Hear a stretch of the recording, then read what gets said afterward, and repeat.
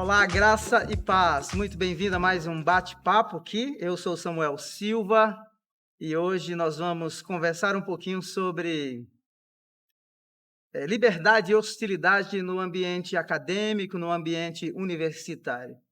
Eu sei que esse tema é de extrema importância para nós nos dias em que nós vivemos. Será que a liberdade existe totalmente? Será que, por causa da sua fé, das suas crenças, você já sofreu, de alguma maneira, algum tipo de hostilidade no ambiente onde você estuda, de repente trabalha, e assim por diante? Há 2 semanas atrás, eu vi um vídeo muito interessante de um jovem de uma escola pública no Rio Grande do Sul, que foi solicitado pela sua professora que fizesse um trabalho sobre uma personalidade do estado de Minas Gerais, e ele se propôs a fazer um trabalho falando sobre o deputado Nicolas Ferreira. E ao expor aquele trabalho na escola, um dos professores, o professor de História, foi remover o trabalho do mural onde aquele trabalho estava sendo exposto, foi removido. Então, o pai daquele jovem teve que ir na escola, conversar com a diretoria da escola e conversar, inclusive, com o professor, por que ele fez aquilo. De repente, essa também é a sua história, de repente, você sofreu algum tipo de hostilidade, algum tipo de rejeição, preconceito, discriminação por causa da sua fé, por causa das suas crenças, por causa da sua cor e assim por diante. Hoje nós vivemos num mundo muito polarizado. Lembro-me também de uma outra história. Em 2017, eu fiz uma entrevista com mais ou menos 16 alunos que estavam na universidade naquela época e perguntei para eles se eles tinham a liberdade de se revelarem, de confessarem que eram cristãos dentro da sala de aula, dentro das universidades. E os 16, infelizmente, disseram que não. E eu fiquei curioso, por quê? Por que não? Será que o ambiente é hostil? Será que o ambiente é repulsivo? Qual tem sido a atitude desses professores no ambiente universitário? O que é que eles têm feito? E hoje o nosso bate-papo é sobre este assunto. Eu quero citar uma frase de um homem muito importante chamado Os Guinness. A frase é do seu livro A Carta Magna para a Humanidade. Ele diz assim: outra coisa importante é que estamos levantando hoje a questão da liberdade em um momento em que o mundo passa por tensões sem precedentes. Entre os 3 pretendentes contemporâneos mais poderosos, a lealdade humana, as crenças judaica e cristã, o secularismo e o Islã. Mais uma vez, diz ele, o mundo se encontra dividido entre 2 extremos da história humana: autoritarismo e anarquia. Veja só que frase importante. Quero também citar aqui uma outra frase de um antropólogo da USP, depois de fazer uma pesquisa e morar por pelo menos 18 meses num bairro em Brasília. O nome dele é Juliano Spayer, que escreveu o livro O Povo de Deus, Quem são os evangélicos e por que eles importam? Então veja que é um antropólogo da USP que está dizendo a seguinte frase: este livro apresentou dezenas de dados e argumentos para mostrar que os evangélicos são um fenômeno social pouco conhecido e tratado com preconceito pelos setores mais escolhidos da sociedade. Até esta conclusão, o livro apresentou resultados de estudos para ajudar o leitor a ver, além de uma imagem simplista e desinformada sobre esses religiosos. A partir dessa nova perspectiva, é possível usar a energia, geralmente despendida para atacar espantalhos, para abrir frentes de debates relevantes para a sociedade, que sejam favoráveis aos cidadãos, independente de seus entendimentos sobre Deus e sobre religiosidade. Então, a vivência desse antropólogo com o público evangélico fez com que ele tivesse uma consciência e um aprendizado muito maior sobre os cristãos e a importância dele. E também uma grande descoberta foi que esses evangélicos eles sofrem realmente preconceitos por uma grande parte da sociedade. E hoje eu tenho aqui comigo a Júlia, nós vamos fazer um bate-papo. Ela é a minha convidada e é uma jovem que está na universidade, estuda biomedicina, e nós vamos conversar um pouquinho sobre esse assunto. Se de repente você, em dado momento, enfrentou, ou se aquilo que você vai ouvir aqui tocar o seu coração, né, reverberar aí nas suas emoções, nos seus sentimentos, na sua memória afetiva, deixe os seus comentários, compartilhe também nos comentários aí parte da sua história. Então, Júlia, quais foram as grandes dificuldades que você, como uma jovem cristã, enfrentou no ambiente universitário? Bom, no ambiente universitário, a maioria dos professores, dos funcionários, até mesmo dos alunos, são de ideais contrários aos nossos, né? De um jovem cristão, por exemplo. E a minha maior dificuldade, por mais triste que isso seja, foi de dizer que eu era cristã com medo de sofrer um certo preconceito. Como o senhor mesmo disse, o estudo do Juliano disse que nós sofremos esse certo preconceito. Então, acho que a minha maior dificuldade foi falar que eu era cristã e sofrer esse certo preconceito. Me recordo também de uma aula que eu tive antes de começar a biomedicina. Eu fiz um semestre de Relações Internacionais. Inclusive, foi por isso um dos motivos que eu tranquei o meu curso de Relações Internacionais. Me lembro que o meu professor de Introdução a Relações Internacionais estávamos discutindo sobre ideais, né? Sobre sistemas, qual era o melhor ou qual era o pior, destrinchando sobre. E quando chegou no capitalismo, sobre os princípios conservadores, ele começou a debochar. Ele fez piadinhas sobre o conservadorismo, sobre os ideais, e disse que a maioria dessas pessoas eram mente fechada e cristãos. E nesse então, rotulou os cristãos. Rotulou os cristãos. E nesse momento, foi onde eu me vi mais limitada. Eu me fechei. Mais e mais. Mais e mais. Então, aquele medo que eu já tinha de dizer sobre os meus princípios, sobre eu ser cristã, se retraiu mais ainda. Porque eu falei, poxa, se eu falar que eu sou cristã, vai todo mundo virar contra mim. Linchar você. Exatamente. É interessante, Júlia, que você primeiro... o ambiente em si, ou a cultura do ambiente acadêmico já fez com que você se sentisse inibida, não é? Retraída, e certamente você, como uma jovem cristã, é uma minoria dentro de uma sala de aula como essa.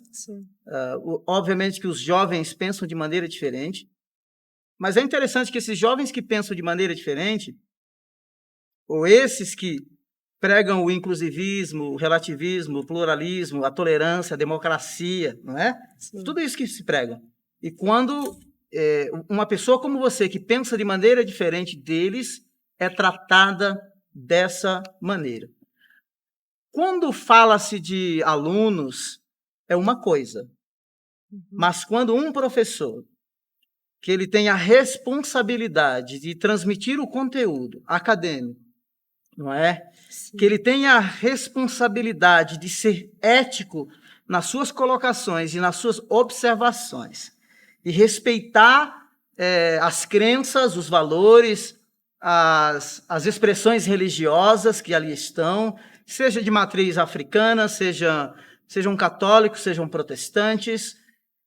Do ponto de vista ético, todos merecem o respeito, porque o ambiente é um ambiente democrático, o Estado é laico. Exato. Então, você, uma jovem, que já se sentiu inibida, de repente, quando ouve esse professor que tem a responsabilidade de te levantar para cima, de ampliar os horizontes diante de você, através de quê? Do ensino, de explorar ou endossar, ou levar o aluno a exercer a sua reflexão, a ensiná-lo a decidir, a ponderar as informações, ele rotula, Sim. não é? Sim. Eu me lembro também de um outro professor, agora que o senhor conversando aqui, eu tive uma aula de sociologia e filosofia dentro da área de relações internacionais, né? E eu lembro de um professor que, infelizmente, xingou pessoas porque como tem mais essa liberdade, como somos todos adultos, né? Sim. Ele tomou essa liberdade de xingar as pessoas com esses ideais. Sim. E ainda fez uma pergunta, que eu me recordo muito bem. Ele virou para toda a sala e disse assim: tem algum idiota que acredite dessa forma? Ninguém levantou a mão. Muito menos eu. Sim. Muito menos eu. Mas talvez por conta da colocação que foi feita. Sim. Sim.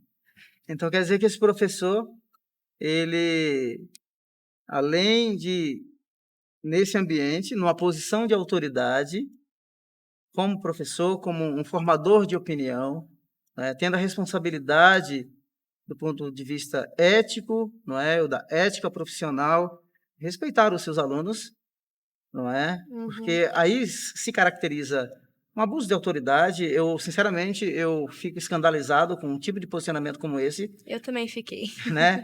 Como que pode um professor, um profissional que foi treinado, não é, para ensinar, para respeitar, para ser modelo de inspirativo, Sim. ele trata os seus alunos, primeiro, do ponto de vista da vantagem que ele tem, como pode um mestre ou um doutor, não é? Dialogar ou tentar conversar dessa forma com o seu aluno, com o seu público. A segunda é um abuso de autoridade, porque o posicionamento a posição que exerce de maneira muito abusiva, porque como posso chamar ou perguntar se tem algum idiota dentro de uma sala de aula que pensa, obviamente que por mais que a pessoa pensasse, como você que pensa diferente, iria de repente se manifestar, porque saberia que seria realmente hostilizada, não é? Sim. Então, o que eu percebo é que eu te chamei para a gente fazer esse bate-papo, porque essa sua história, isso que você sofreu, né, certamente você não é um caso único. Na parte introdutória eu falei do aluno que expôs lá o trabalho. E o mais contraditório, o mais paradoxal para mim é que são essas pessoas que falam de tolerância, de democracia, não é? De inclusivismo e etc., mas hostilizam, não é? E faltam com respeito. Porque uma coisa é você dialogar e conversar com o teu colega de classe, que vocês estão no mesmo nível.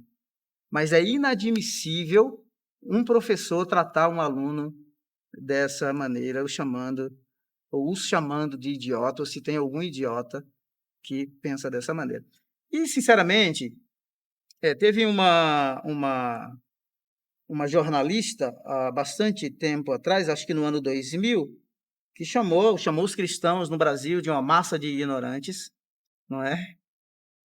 Só que eu acho que tem o Juliano, né, que agora, para mim, é um livro interessante, porque é o primeiro que eu ouço, pelo menos, por causa da sua convivência com o público evangélico e o que os evangélicos têm feito no Brasil e no mundo em termos de formação, de transformação, em todos os sentidos. Ou seja, algo diferente está acontecendo no Brasil quando trata-se do público evangélico, tanto no cenário político, no cenário religioso, no cenário econômico e dentro das próprias universidades. Então, eu fico muito triste em ouvir isso, mas essa é uma realidade, Infelizmente. infelizmente, não é? Infelizmente. E acho que esses professores deveriam fazer uma aula de ética, não é? Estarem muito mais prontos e muito mais preparados para formarem os futuros líderes, no caso, os biomédicos, os médicos, os advogados, os psicólogos da nossa nação, a pelo menos exercerem um respeito, porque é uma tremenda falta de respeito. Eu acho que é o diálogo, ou é a conversa mais baixa que você pode imaginar que um professor tenha. Eu sou um professor, não é? Sim. Nós temos 2 pontos de tensão na teologia, que é quando você fala de calvinismo e de arminianismo. Se eu tenho alunos, eu exponho as 2 posições e eu ensino o meu aluno a refletir e ele a tomar as suas decisões, porque eu acredito que um professor ele muda a vida de um aluno e ele deve ser uma inspiração e não trazer um resultado tão catastrófico como ele trouxe para a sua vida, a ponto de levá-la ou de influenciá-la negativamente em fechar a matéria e o curso, não é? Então, fazer chacotas, não é? Se você pensa desse jeito. Então, nós estamos num país livre, eu tenho o direito de pensar, Sim. eu tenho liberdade, não é verdade? A minha liberdade de expressão, de escolha religiosa num país livre é assegurado pela Constituição brasileira. Então, eu sei que é um grande desafio, para vocês jovens, e essa é a minha preocupação com vocês, não é? Porque eu acredito que nós, como pastores e como líderes, nós temos a responsabilidade também de formarmos pessoas como você para viverem nesse ambiente hostil, anticristão, na verdade. Um ambiente onde você é hostilizado e entrar nele, navegar dentro dele, sem que as suas convicções e a sua fé seja afetada. E como que você acha, Júlia, você que viveu nesse contexto, como você acha que a igreja brasileira, ou nós aqui, né, pastores, professores de seminários, professores de escola bíblica dominical, como que nós poderíamos ajudar uma pessoa como você? Quais seriam as ferramentas, quais as ideias? De repente, o que é que você sentiu falta naquele momento? Você poderia listar algumas coisas que poderíamos fazer? Claro, poderia sim. Bom, de início, talvez um acompanhamento mais de perto. Talvez semanal, quinzenal. Uhum, Uma conversa mesmo sim, com, com esses jovens. tá. Eu acho que quando você conversa com ele e escuta, né, os jovens, você consegue ter uma, uma percepção maior do que está acontecendo. Por exemplo, como eu estou inserida na faculdade, eu consigo te trazer pontos que talvez você não consiga Claro, ver. com certeza. E eu acho que esse acompanhamento teria sido fundamental. Aham, Eu sou discipulada, graças a Deus, eh, mas eu senti essa falta, sabe, entendi. de um acompanhamento mais de perto. Tá. Nós jovens somos bombardeados por muitas informações dentro da faculdade, muitas, diversas. E se Uhum, você não está preparado para, por exemplo, um debate onde você defende os seus ideais, uhum, você acaba se perdendo, porque você acaba não sabendo muito sobre o entendi. assunto. Aham, E aí você se vê em contradição, porque você acaba não sabendo muito, né? sim. E com muitas informações, a cabeça vai ficando cheia, assim, e você vai se perdendo de quem você é. Uhum, E principalmente de se perdendo dessa identidade cristã. sim. Uhum. Então você está me dando duas duas maneiras como nós poderíamos ajudá-los. Sim. A primeira seria um acompanhamento. A igreja ou a liderança está muito mais presente do ponto de vista pastoral, do acompanhamento, seja no discipulado, seja num ambiente de escuta, não é? Sim. A escuta é muito importante, não é? Então, a primeira seria essa. E a segunda que você está me dizendo é que, devido a esse contexto acadêmico, científico, onde as informações, às vezes, ou na maioria das vezes, elas destoam muito, não é, do modo de pensar, do modo como você pensava. Então, ter assim também um preparo muito mais específico dentro dessa temática, ou dentro dessa linha, preparando o jovem, preparando o adolescente, para que possa não somente responder, não é, mas também avaliar as informações. Sim, exatamente. Não é? Sim, eu acho que uma coisa que os jovens... É uma triste realidade, né? Esses dias eu estava lendo uma pesquisa sobre que a maioria dos jovens cristãos, eles se desviam, assim, dos caminhos do Senhor na faculdade. E para as pessoas, assim, que ainda estão no ensino médio, né, no terceiro, assim, a faculdade é totalmente diferente. É uma Outra pressão, cultura. é outra coisa. A pressão é muito maior, a hostilidade é muito maior, a censura é muito maior. Entendi. Se na escola... Quando você diz censura, você diz tipo a fala do professor. Se tem algum Tipo a fala idiota do aqui, ou seja, professor. você sente ali, você que é religioso, você que tem uma... Isso. Quer dizer, se for, se for conservador, não é? Uhum. Principalmente se for conservador, porque a história que eu percebo, Júlia, é que a fé cristã ela é marginalizada em vários ambientes. Eu não estou falando agora em termos de Brasil, Sim. né? Mas existe hoje, pelo menos no mundo, cerca de 360 milhões de cristãos que sofrem perseguição diariamente. Isso daquilo que a gente tem notícia, não é? Sim. Então, você está me dizendo que esse ambiente, ele é realmente dessa maneira intenso, ferrenho. Ele é. Ele é. E é uma triste realidade. Como eu disse, a censura é muito grande.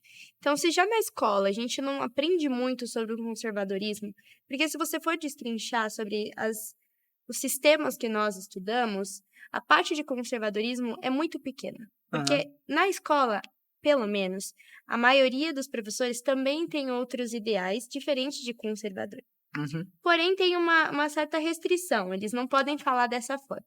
Já na faculdade, não. Na faculdade já é outro tipo de cultura, como o senhor bem colocou. E essa censura, ela acontece e ela é muito grande. E se você não tem esse acompanhamento, você se perde. Uhum. Porque você acaba... Ou você começa uma guerra interna. Eu vou ficar sozinho e falar que eu sou cristão, ou vou ficar amarrado, vou me soltar. Uhum. Você fica completamente confuso. Então é uma crise É uma que crise. todo aluno dentro da universidade, todo estudante, ele enfrenta. Eu enfrentei. É. Eu E enfrentei. como é que foi para você, diante da crise mais profunda que você teve?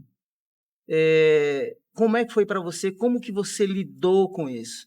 Porque eu acredito que essa fala ela é muito importante para os nossos ouvintes, para os jovens, os adolescentes que vão ouvir esse testemunho diante da crise, porque é o seguinte, a crise será inevitável. Primeiro, a cultura é diferente. Sim. Você será hostilizado como conservador, como cristão, como cristã, não é? Porque todo mundo já vai te taxar, já vai te rotular. Mas assim, nessa hora, quando o negócio, quando a chapa esquentou, Uhum. quais foram as suas referências? Quais foram os seus lugares de refúgio? Eu tive uma fase que eu entrei em crise total, existencial. É. Teve uma fase, assim... Durou pouco tempo, graças a Deus, mas foi Uhum. uma fase em que eu entrei em crise. Eu comecei a duvidar até mesmo da fé cristã. É. Sim, foi uma fase, assim, terrível. Eu me via assim, eu ficava... ficava metade de mim, meu Deus, por que que eu tô assim? Eu não sou assim. E a outra, ai, tem que descobrir, tem que fazer isso mesmo, tem que... Aham. E aí eu comecei a ter uma crise, até que um dia eu estava no quarto e eu tive um choro tão profundo, que eu senti que não era o meu corpo, era a minha alma. Entendi. E eu tive esse choro profundo e eu entendi o que estava acontecendo.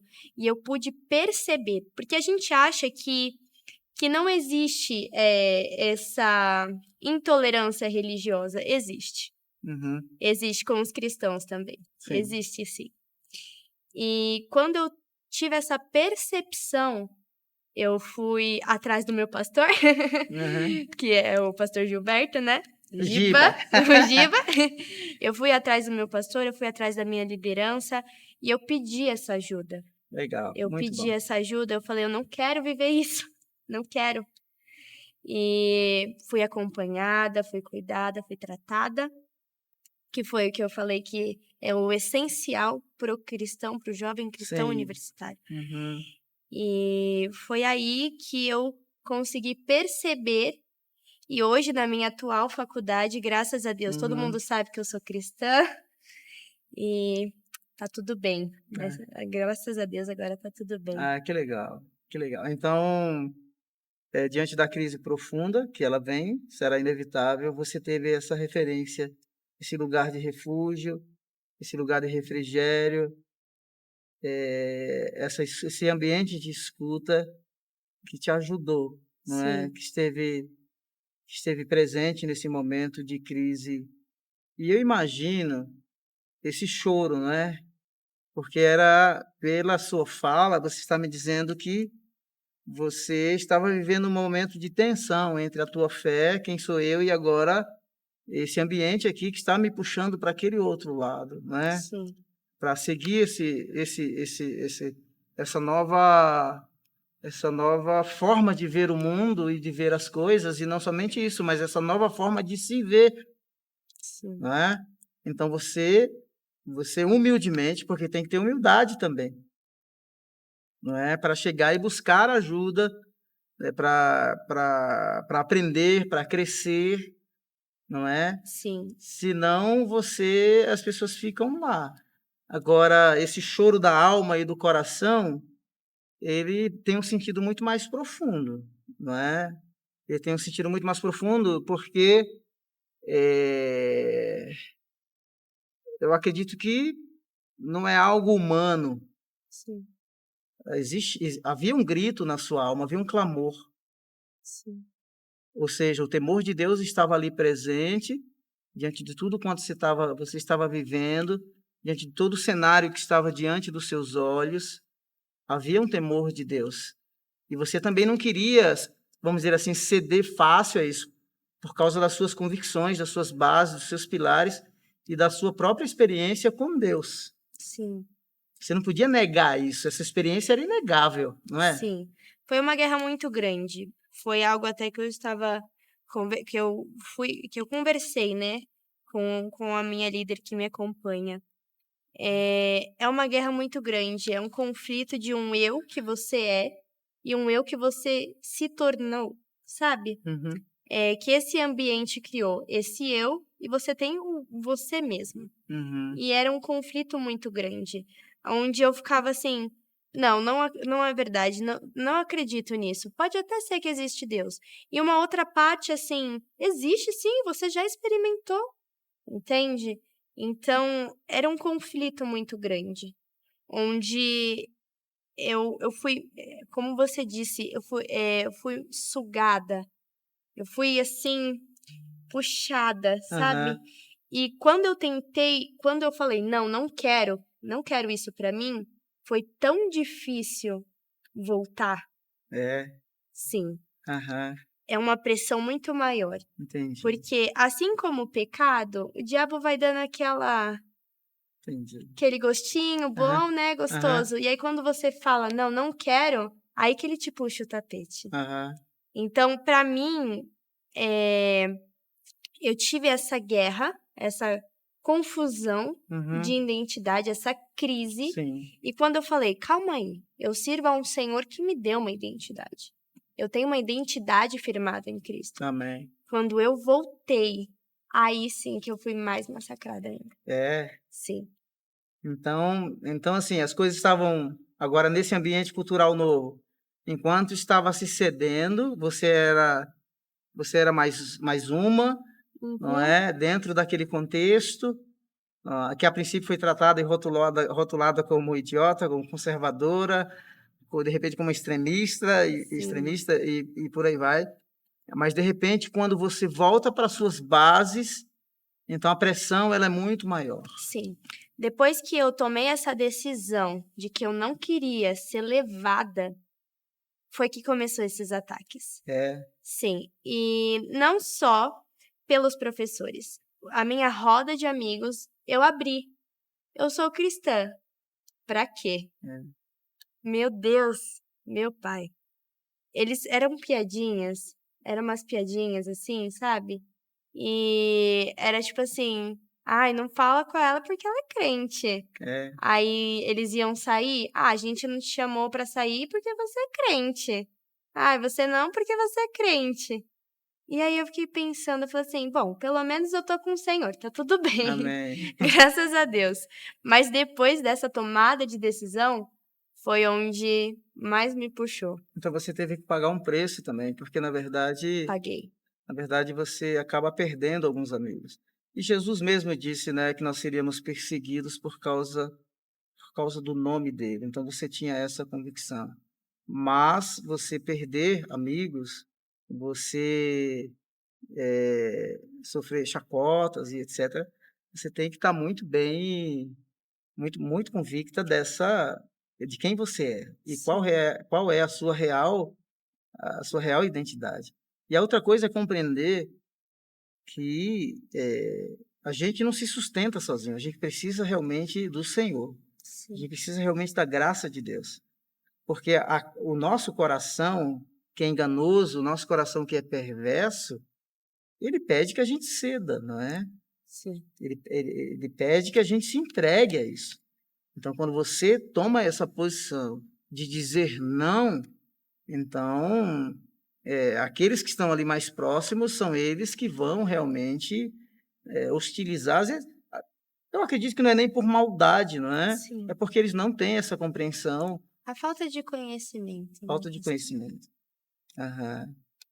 E como é que foi assim? Você já teve a oportunidade, de repente, mesmo com esses colegas, ou essas colegas de alguns deles perguntar sobre a sua fé, em dado momento, ou ter alguma crise, porque assim, no ambiente de trabalho, na universidade, qualquer lugar, às vezes as pessoas fazem chacota, hostilizam, não é? Mas quando a chapa esquenta, quando o bicho pega, as pessoas, nas suas crises, elas procuram os cristãos, Sim, né? Orem por mim, orem pelo meu pai, ou orem por isso, orem por aquilo, não é? Você teve alguma experiência assim? tive. Eu tinha um grupinho onde um dos meus amigos, ele era da Umbanda Uhum, e o outro era um cristão, mas ele tá afastado dos caminhos, né. E eles começaram a se relacionar, esses meus 2 amigos, né. uhum, Um é bissexual não, na verdade os 2 são bissexuais, né, uhum, fazem parte, né, do LGBT, enfim.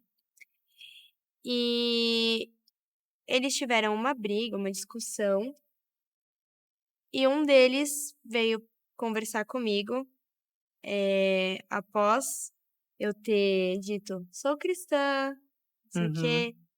E aí eu estava conversando com ele, que eu ia vir para um evento aqui da igreja, que é para meninas adolescentes, uhum. o Only for Girls.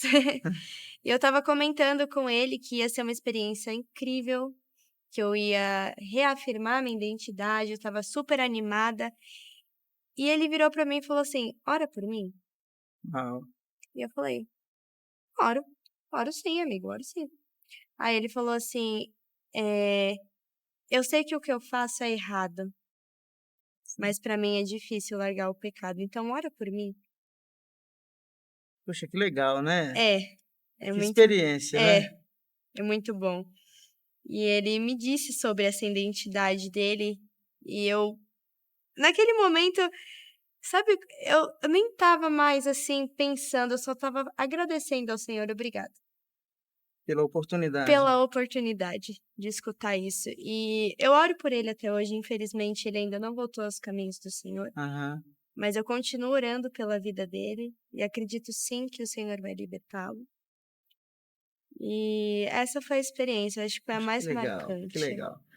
Então, veja só, apesar do ambiente ser muito hostil e a gente enfrentar essa hostilidade, talvez essa seja parte da sua história dentro da escola, seja no ensino médio, seja dentro da universidade, seja no ambiente corporativo, mas como é necessário essa representatividade ou essas referências que se tornam lugar de refúgio, não é? Um ambiente de escuta, porque você escutou, você ouviu a dor dessa pessoa, sem julgar, sem ser preconceito e sem hostilizar, mas dizendo assim, amigo, eu oro, não é? Então, puxa, que legal. Isso é inspirador, Júlia, para nós, porque a gente vive nesse mundo quebrado, nesse mundo adoecido, fragmentado. As pessoas estão carentes de referências nesses lugares, nesses ambientes, e de repente você foi uma pessoa que escutou, não é? Esse seu amigo. Então, muito legal. Parabéns. Parabéns. Eu quero encorajar você, não tenha medo de exercer a sua fé no ambiente corporativo. Seja firme, mantenha suas convicções, as suas crenças. Estes lugares precisam de pessoas como você, que são referências da presença de Deus, que são canais da graça de Deus, que são luz do Senhor nesses ambientes. Eu sei que como é difícil para um jovem, uma jovem, um adolescente, uma adolescente, mas não é impossível. Então, são testemunhos como esse que a Júlia acabou de nos contar, que realmente diz que nós estamos no caminho certo, Sim, não é? com E certeza. de que a nossa vida e as nossas convicções, como pode influenciar a vida de outras pessoas em momentos de crise, em momentos de Sim. briga, não é? Em momentos de perdas. Então, é isso aí, parabéns, hein? Missionária Júlia, hein? Ah, Eu, eu, eu tenho uma perguntinha, porque geralmente a gente pode pensar que o ambiente universitário ele é simplesmente um ambiente negativo, não é? Não é.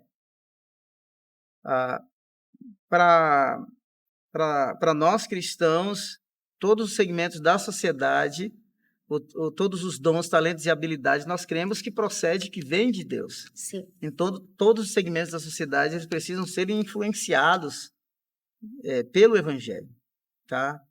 Então, a pergunta aqui que eu fiz é como que o ambiente universitário, acadêmico, pode influenciar positivamente? E aí a sua história, apesar de toda a hostilidade, esse testemunho que você trouxe, é um testemunho de que a sua vida influenciou positivamente a vida daquele jovem. No momento de crise, ele tinha uma referência, havia uma luz ali. sim, Havia uma pessoa com quem ele podia compartilhar quando você decidiu também se posicionar. sim, Então, o meu conselho para você é, primeiro, você precisa se posicionar. Jesus disse assim, olha, aquele que me confessar diante dos homens, eu confessarei diante do meu Pai que está nos céus. Aquele que me negar diante dos homens, eu negarei diante do meu Pai que está nos céus. Então, a sua vida influenciou muito positivamente aquele ambiente. E, Júlia, dê alguns conselhos, não é, para os adolescentes, para os jovens Talvez a adolescência, os adolescentes, por quê? Porque quando chega na idade de 16, 17 anos, já é aí a transição para a universidade. Sim. E o primeiro ano é o ano da crise profunda, né? Uhum. Dizem que 70% dos jovens evangélicos que vão para a universidade, eles se desviam, eles se afastam do Senhor. Quais conselhos você daria para essa galera? Primeiramente, muita oração. Para o Senhor ir fortificando já o seu espírito e também a sua fé. Então, buscar mais do Senhor, Uhum. saber quem é esse Senhor que você serve. Pedir para o Senhor também te trazer essa identidade que você tem nele. Porque no ambiente acadêmico, né, Uhum. eles vão testar muito a sua identidade. Então, quanto mais você tiver essa identidade firmada no seu coração, na sua mente, né, na sua vida, melhor para você e menos chance de você ser influenciado. Segundo ponto, tenha a humildade de pedir ajuda para os seus líderes. A fé cristã, ela não tem como ela ser sozinha. Caminhada com o Senhor, ela precisa de acompanhamento. E quando você se coloca nesse lugar de eu preciso de ajuda, aí sim que você consegue andar. Você procurar líderes, pastores, alguém para te ouvir, te aconselhar, referente a como você se sente, ao ambiente que você está inserido. E estudar também Uhum. sobre os seus ideais. Eu acredito que na faculdade, por mais que, como eu tive, né, como eu disse, eu tive a aula sobre os meus ideais conservadores, mas foi de uma forma, eh, Tendenciosa, é, debochada, não debochada, foi manipulada. exato. Então estude os seus ideais. Estude antes de você entrar na faculdade, porque quando entra na faculdade, você vai ver outras opiniões, mas sem deixar de ter a sua, Que foi o que te resgatou, na verdade. que foi o que me Você resgatou. disse que tinha um novo caminho se abriu diante de você, que estava te puxando, mas aquele choro profundo na sua alma foi dizendo assim: não, eu preciso voltar para essa base, à Sim, luz da identidade que você e das convicções que você tinha. Não foi isso? exatamente.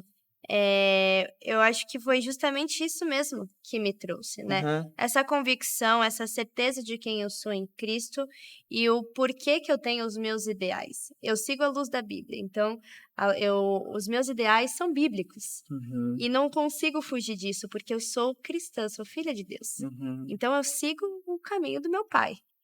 Então, quanto mais você saber sobre o caminho do seu pai, melhor sobre a sua identidade e sobre você vai menos chances de você se deixar ser influenciado e Sim, se tornar um influenciador para o reino de Deus. legal. Muito bom, muito bom. Então, então o conselho é esse, não é? É uma identidade muito bem definida na pessoa de Jesus, buscar ajuda, Sempre. não é? Porque a crise vem, ela é inevitável. Tem Uhum. uma frase que a gente usa e eu acho que cabe muito, a gente usa em antropologia cultural, dentro do curso de missões, a gente fala de choque cultural, né? Choque Uhum. cultural, a gente fala que ele vem ou a pé, ou vem a cavalo, ou vem de supersônico, né? Então, como é um ambiente cultural diferente, acadêmico, então o choque cultural vai existir. Então, na Vai. hora do choque cultural, buscar ajuda, porque a crise vai aparecer. Outra coisa muito interessante que você falou é prepare-se. Prepare-se antecipadamente, não é? Preparar-se em oração, no estudo, como você falou. Sim. De repente, buscar pessoas como você, que teve essa experiência. Se Sim. aconselhar com alguém que foi para a universidade. É interessante, Júlia, porque quando eu fiz a entrevista, inclusive foi aqui na igreja, Uhum. em 2017, eu fiz um painel interessante. Eu fiz assim, para provocar mesmo. Eu trouxe um médico que quando fazia medicina na USP, ele não era crente, se converteu na USP, dentro da USP, através do pessoal da Cruzada Estudantil, que hoje chama-se CRU Brasil. Eu trouxe uma outra jovem que estava se formando em medicina, o nome dela era Gi, que ela estava dentro da universidade e ela permaneceu fiel. E eu trouxe duas missionárias que trabalhavam dentro das universidades. Então, eu trouxe essas histórias para realmente mostrar que o ambiente universitário, o ambiente acadêmico, o ambiente científico, apesar de aparentemente ser esse mundo inabalável, intocável, essas pessoas que eu trouxe para esse painel, para falar para esses alunos que estavam dentro da universidade, que tinham medo de expressar as suas convicções, para mostrar para eles, dizer, é possível, tá vendo? Tem aqui uma jovem estudante de medicina que está se formando, tem um médico de hospital de ponta de São Paulo, que se converteu dentro da universidade quando não era crente, e tem aqui duas missionárias que trabalham de tempo integral dentro das universidades. Ou seja, a universidade é um campo missionário. E você pode ser e deve ser sal e luz, assim como a Júlia foi. Não é? Apesar de toda a crise. E não é de glória em glória, não. É de crise em crise que a gente cresce. Então, que essa história inspire a sua vida, que te ajude muito. E se você, de repente, conhece alguém que vive esse momento, ou que viverá agora em janeiro, fevereiro, se você gostaria de ouvir sobre alguns assuntos específicos, coloca aí nos comentários, fala conosco no Instagram, você pode entrar lá no meu Instagram, que vai estar aqui embaixo, tá? Faz as suas perguntas, deixe os seus comentários, compartilhe também as suas dores, as suas crises, também as suas vitórias conosco, para que a gente possa te ajudar. Júlia, fui muito abençoado em ouvir a sua história. Parabéns. Não é? Louvado seja Deus. Amém. Porque você está crescendo, você está amadurecendo. Eu confesso em dizer para você que esse foi um teste de fé muito profundo para a sua vida. E louvado seja Deus porque você venceu. Louva a Deus pela vida da sua mãe também, da Rose, que esteve perto, que esteve presente, que te acolheu, que te amou em todos os momentos. Sim. Não é? Sim. Então, Deus te abençoe. Deixa aí uma última Amém. palavra para nós. Deixo sim. Muito obrigada, pastor, pela oportunidade. Gostaria de deixar bem claro aqui também que vocês não estão sozinhos, nunca. Vocês têm um Senhor que cuida e zela pela vida de vocês. Procurem ajuda, gente. Procurem ajuda. É muito bom ter essa humildade de procurar ajuda e ser acompanhado. Caso você tenha alguma dúvida também, queira procurar, saber mais a fundo ou precisar de alguma ajuda, pode me procurar também, tá? Pode chamar o pastor pode me passar, pode passar o meu contato, não tem problema, eu fico feliz em ajudá-los. E principalmente para vocês terem essa noção de que vocês não estão sozinhos. Todo cristão vai ter essa crise na faculdade e você não é o único. Então você não está sozinho nessa. Se tiver alguma dúvida, pode chamar o pastor. E louvado seja Deus sempre. Amém. Amém. É isso aí, Deus abençoe. Se você gostou desse vídeo, compartilhe com seus amigos. Se você quer saber um pouco mais de como viver neste ambiente hostil à fé cristã, a ponto de tentar sufocar ou restringir a sua liberdade, fale conosco. Que Deus te abençoe, te guarde e que saiba, como o apóstolo Paulo disse, que eu estou bem certo que as aflições deste tempo presente não hão de se comparar com a glória que em nós há de ser revelada. Deus te abençoe. Obrigado, Júlia. Deus te abençoe. Amém, pastor.